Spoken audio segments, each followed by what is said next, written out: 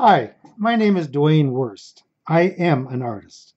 Always have been, and I always will be an artist. Yep, I'm the right brain sort of guy here. I loved art as a child, and my parents made me choose between art classes and accordion lessons. Oh, the accordion. Dad used to play the accordion. I chose the art lessons, and thank God I never would have made a very good Lawrence Welk. The first lesson I ever had was with Mr. Newton. He was the sixth grade teacher. I was in the fifth grade. I had Mrs. Yakeley. This lesson is dedicated to him and all of the other great teachers who are now learning new ways to help their students.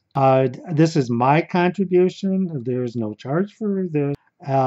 So here I am teaching Drawing 101. The next lesson will be a painting on a 12 by 12 mirror.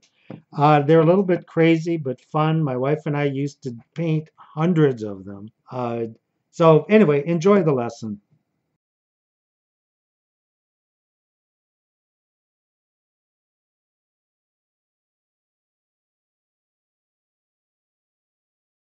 This is my easel, and I usually don't draw on an easel. I usually draw um, with the paper sitting flat. So, how do we draw? Uh, Most people will tell you, "Oh, I can't draw. I just wish I could draw. I wish I could do." Well, the reason that we wish we could draw is because we know what it looks like, and then when we sit down and try to recreate it in with our own hand, it seldom will look exactly like what it looked like. So I guess the old saying is, if you want a photograph, take a photograph. If you want a drawing, you're going to need a pencil or two. These are, this is like a number two. The number two pencil is soft enough that you can get nice blacks. And I, when I'm doodling, a lot of times I use a mechanical pencil. The mechanical pencil is really nice. It gets very sharp, and you can just keep putting the lead through. You don't have to run to a pencil sharpener. You can draw with like a Sharpie.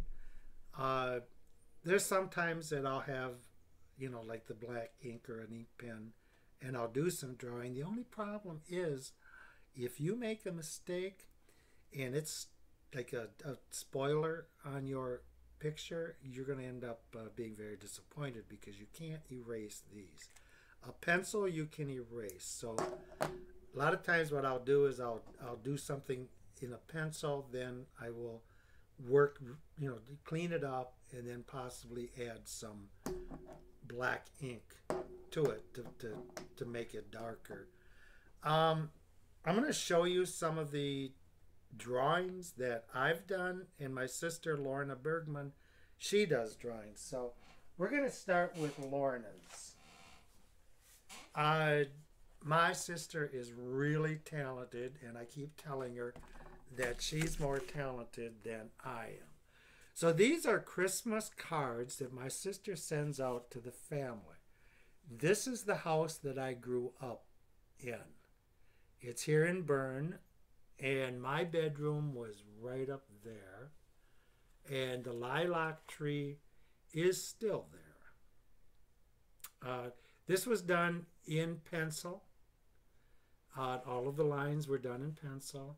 Then she took watercolor, and she just lightly added some watercolor in on the original. It could be done too with colored pencils. And the next one is with colored pencils. And again, this was sketched out, and then the color was added afterwards. Again, really nice work. This is a building that was here in Bern. It's now since has been taken down. It's it was actually a woodsmith shop. They used to sell lumber there. This would have been around here in the 1880s. It's just a few doors down from where I live. Again, this was done with uh, with pencil.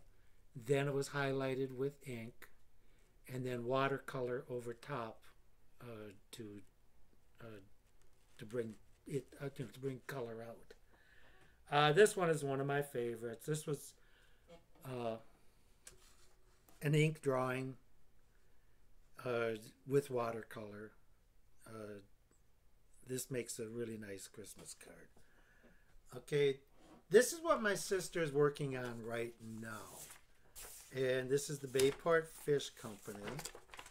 And that's pretty much how it started. She started with this. Now she's adding a boat. Now this is all done in charcoal. Charcoal is different than pencil in that it's very soft. And it's more like a chalk, except that it's black. And when you rub it in, it becomes quite permanent. You have to be careful when you're working with charcoal, because if you're drawing and your hand keeps going over it, you're going to end up with charcoal black on your hand and your picture will be smudged. So my sister says she uses a piece of paper next underneath, and so her hand is rubbing on the paper. Then this is more the finished product. It's quite impressive. This is close to a 16 by 20, and it's still not done. There's a lot of work that she's still going to be adding to it, but she's giving me progress reports. Okay, the artwork that I did in the past in pencil is like these were done in 1975 in that area. Back then I was doing a little bit of painting, but I was mostly doing just quick sketches and drawings. This is unusual because it was done so that you could hang it like that. I love drawing trees, and this will be another tree. Again, it's done in pencil, and then there's the outside edges were done in ink. This it's trees. It was done a little bit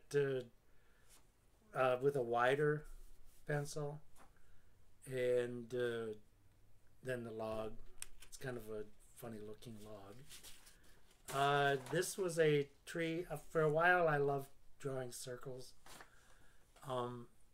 Just kind of frames the picture. So this is a fence, and you can see that from the fence that it's quite detailed. It's not dark. It's a very light. Now on this I could have went ahead and finished it up in color, but I like the black and white. This is a little bit rougher. This is using the side of the pencil, so I was doing so that there was a wider wider mark. And it's kind of a city, futuristic, unusual, again 1975. This one is very unusual. It's a portrait. It was a friend of mine back in 75.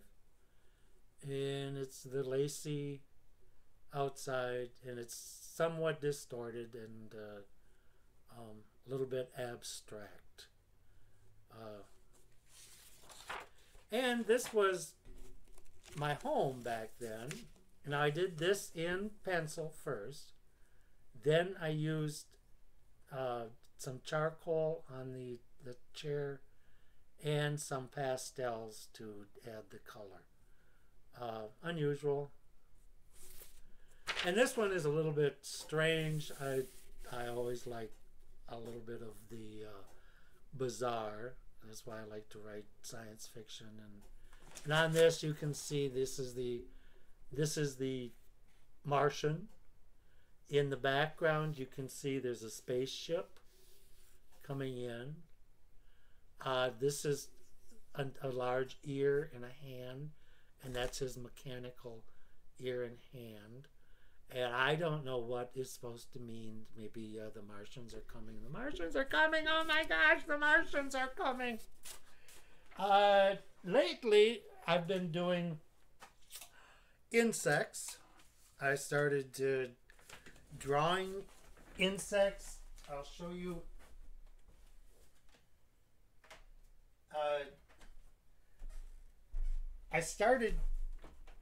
I wanted to doodle some more, so I started taking little sheets and I started doing insects, and I kind of wrote a story about insects.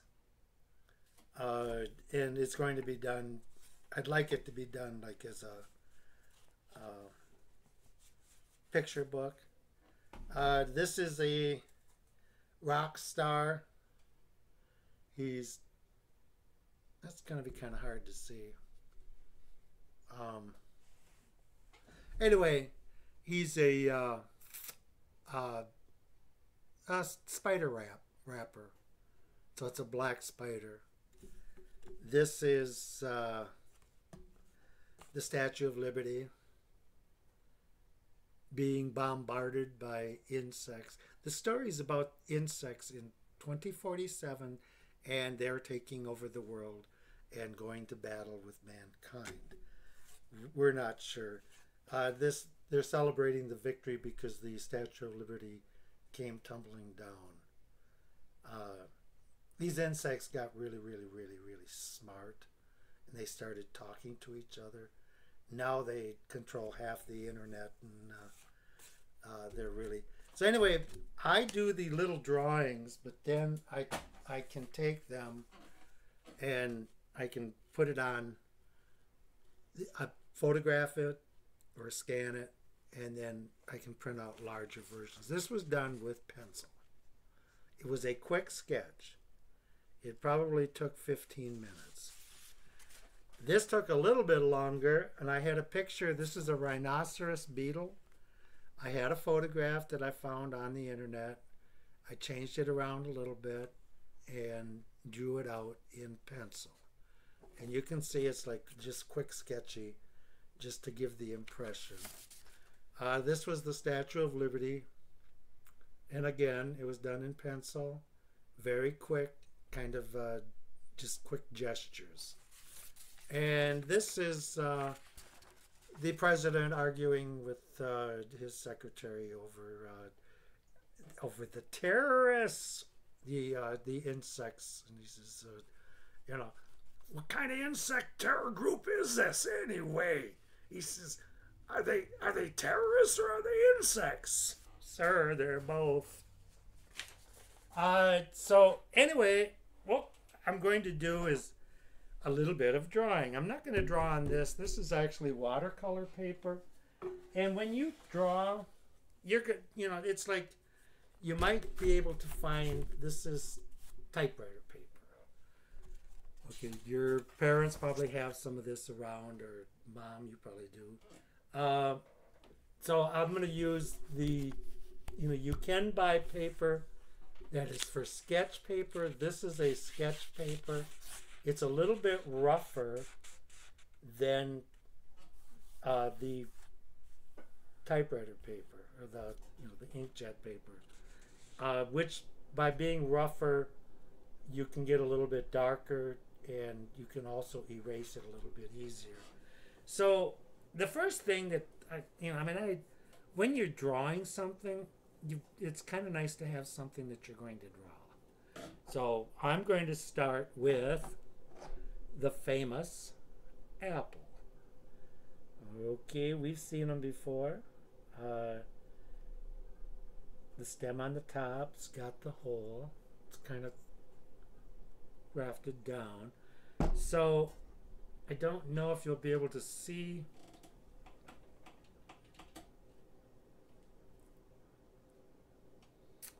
Okay, that makes a little bit better, so you can at least see part of the apple. First thing that I want to do is get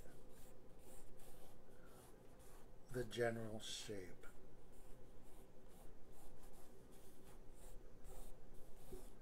I do that lightly. Okay, and then I'm going to say, oh, okay, so this stem is right about there. Okay. Now in drawing, I could just go ahead, add the stem, and say this is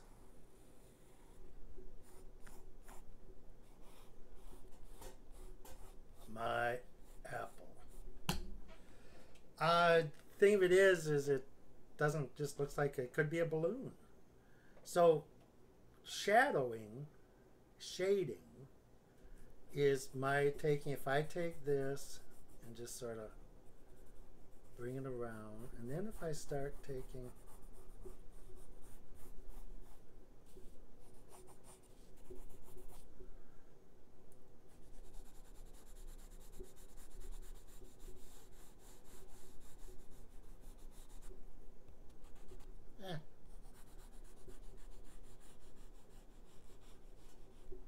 now, as you can see, I'm saying that the light is coming from this direction.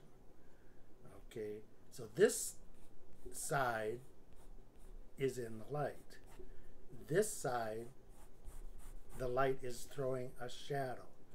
By my putting the shadow on, and I can take my finger, I can blend it a little bit. With charcoal, you do a lot of blending because it's very soft.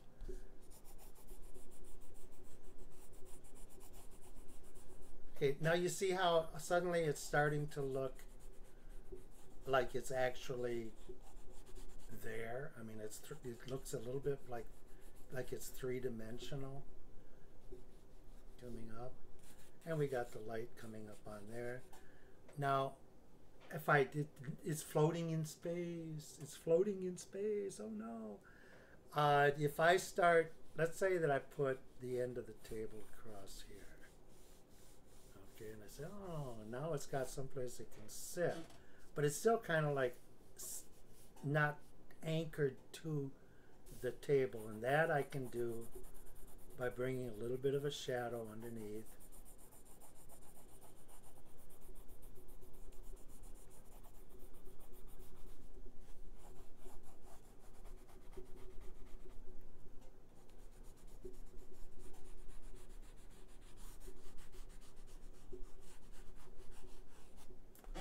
And there we have the apple. Now, if I wanted to, I could put someone in the background, a little caricature.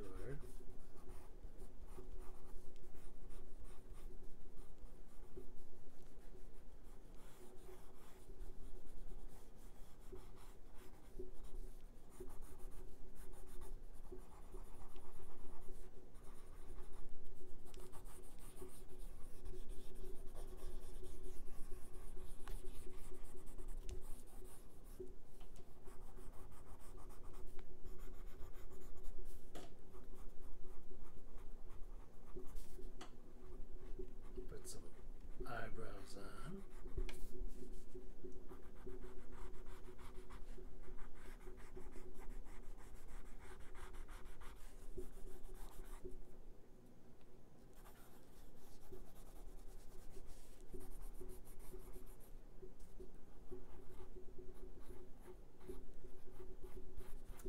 It's not the best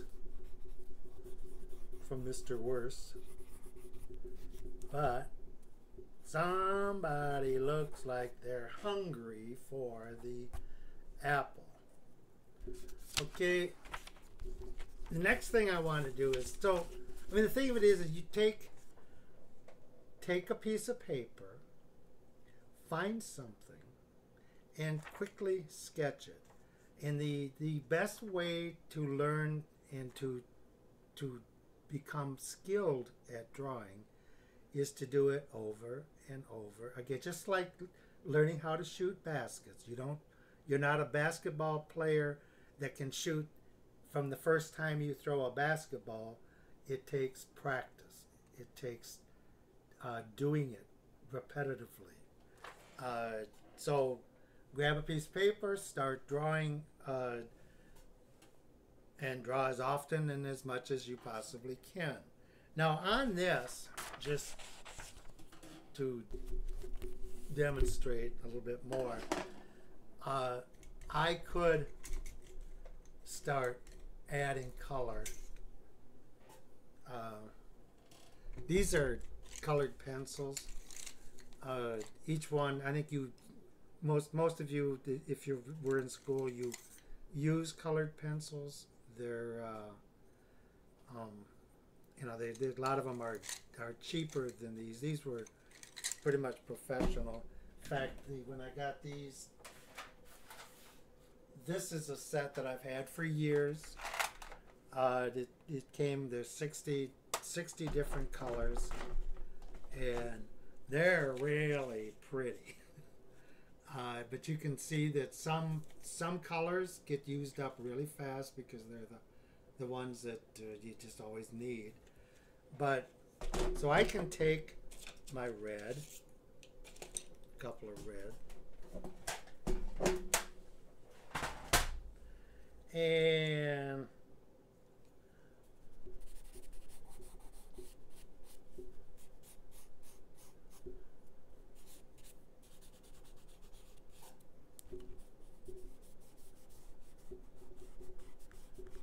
now the thing with these colored pencils is they're not the normal colored pencils.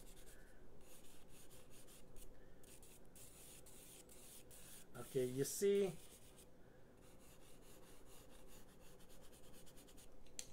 how I can take and literally rub them together. These are pastel pencils. So this one, so the lead in it is a very soft pastel, but instead of being like it's kind of like chalk, except that it's they call it pastels because that's most of the pictures that are done with pastels end up being lighter. They're lighter because they don't get as they're just softer.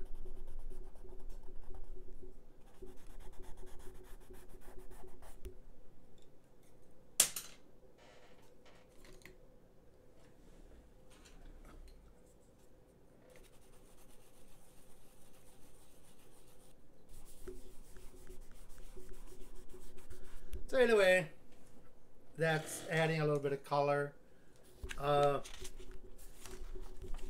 One that, when I was teaching, one that I used to love to do was I would take the entire class. I taught junior high school art, but I would take the entire class and we would go outside with our paper and pencils. They have several, like a little tablet with paper and pencils. And we had to just keep drawing, and we would sit for 15 or 20 minutes, and then everybody knew that's all the time they had, 15 minutes, pick something and draw it. So I'm going to pick this. It's a photograph that I took. This is Turnip Rock. Now, if I were going to draw this while I was out, I could do it in color, but I think what I'm going to do is I'm going to just start it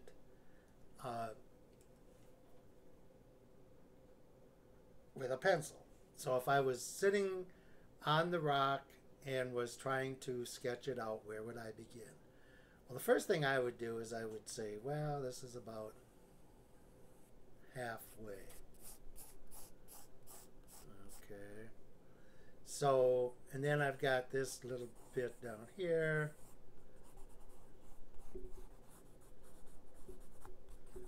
I've got some stuff coming over here. This is all dark, but I don't need to make it dark immediately. And I'd say, okay, now this one is a little bit down. And we'll put the turnip rock. Now you notice how it doesn't go over the horizon?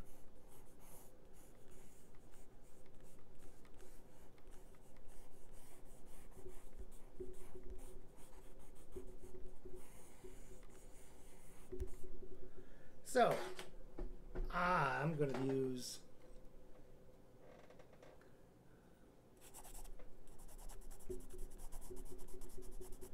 some of my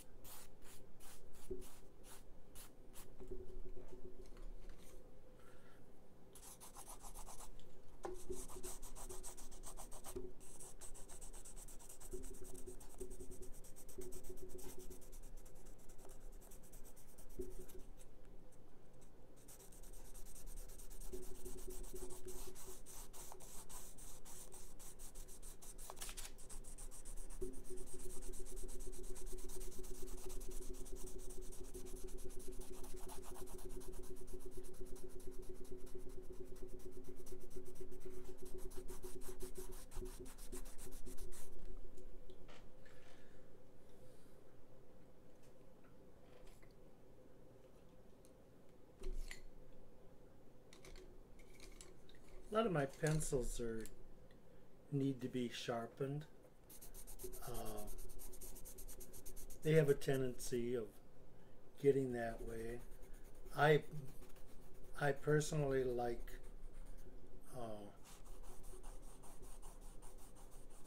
working with an electric sharpener.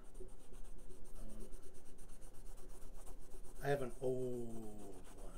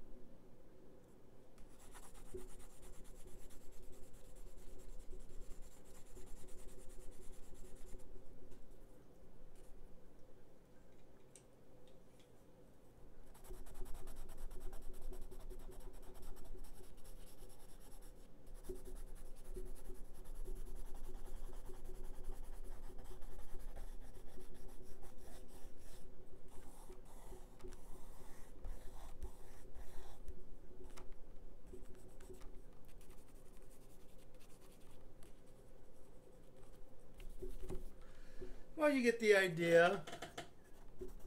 If I took a little bit more time, uh, I don't know, I might be able to save the picture. But anyway, that's my drawing for today. Uh, one other thing that I want to show you, this is kind of like the beginning drawing. Oh, see, I got that smudged. Oh no. Oh no. We'll turn it over. So there's a thing called perspective. And a lot of times we'll say, well, I'm going to draw that house over there. And you sit down and you draw house, door, and it's like, well, oh, my house doesn't look real. Okay, the trick is that everything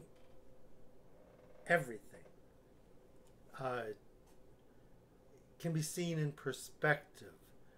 So let's say that we're going to draw that house again. Well, you pick a point where everything is vanishing too. So if you had a road here, and the road came out like this, and went out, this is the vanishing point.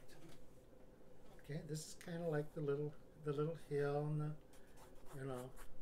So if I'm building a house here and I want to draw it, okay, I can go across like this, and I can say, well, it's on the side of the road. From this point over, I can run down. From this point, I can make an imaginary line, and I can go across like this, and I can say, well, this is the front door, and then these are the upstairs windows. But see how they come across? So it's higher on this side, and it's across here.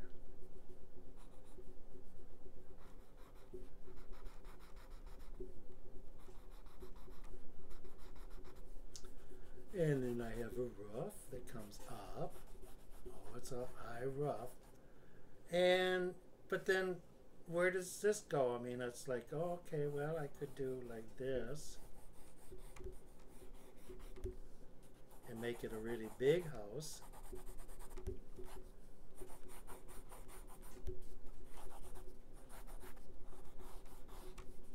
Put a chimney on it. See how the chimney goes up and then across. Now this is where it gets that there should be, on this picture, there should be another vanishing point. It should actually come across out here someplace. And then this would have been up there.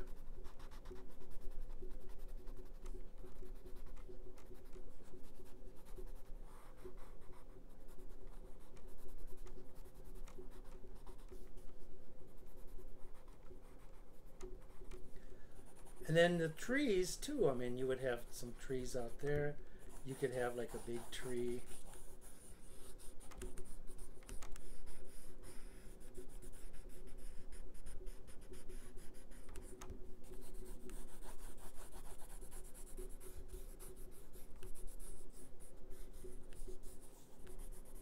Perhaps another tree in the background.